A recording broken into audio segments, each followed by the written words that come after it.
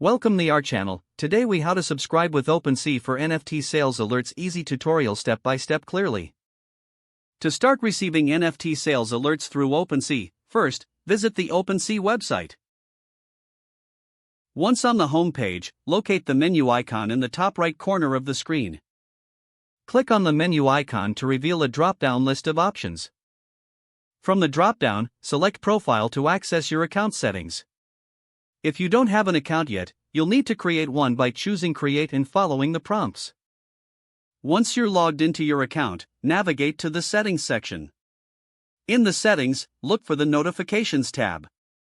Click on the Notifications tab to customize your alert preferences. Here, you can choose to receive alerts for various types of activities, including sales.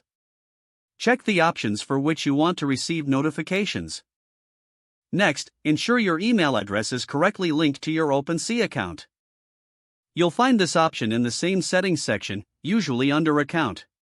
If you need to add or change your email, make the necessary edits and save the changes.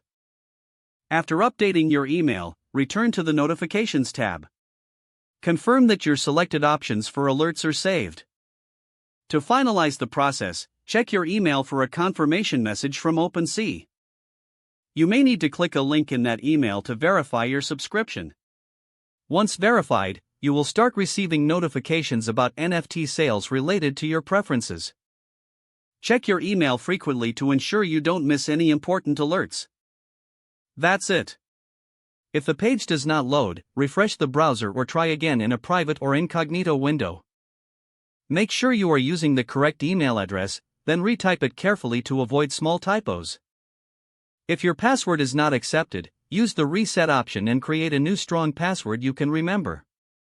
Check your spam folder for verification or security emails, then complete any requested confirmation steps. Enable two-factor authentication if available to improve account security and reduce unauthorized access risk.